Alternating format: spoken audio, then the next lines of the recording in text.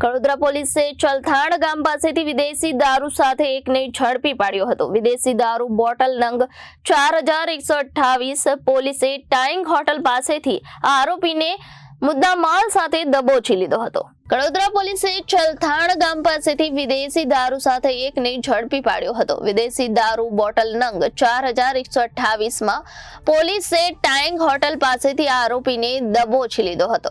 ત્યારે આરોપીનું નામ શ્યામ સુંદર અને તે આઈસર ટેમ્પોમાંથી વિદેશી દારૂનો જથ્થો મુંબઈથી આવતા ચલથાણ ગામ પાસે લાવતા પોલીસે ઝડપી પાડ્યો હતો. કડોદરા પોલીસને બાતમી મળી હતી કે આઈસર ટેમ્પોમાં વિદેશી દારૂનો જથ્થો સગે વગે કરે તે પહેલા જ કડોદરા પોલીસે તેને ઝડપી લીધો હતો. પકડાયેલ આરોપી પાસેથી એક આઈસર ટેમ્પો અને વિદેશી દારૂ સહિત કુલ 13,31,500 મુદ્દા માલ પોલીસે કબજે કર્યો છે. હાલ તો એક આરોપી શ્યામ સુંદરને ઝડપી લીધો છે, જ્યારે એક આરોપીને વોન્ટેડ કરી વધુ તપાસ હાથ ધરી છે. રિપોર્ટર કૃષ્ણા સોની, જનાદેશ ન્યૂઝ, કડોદરા.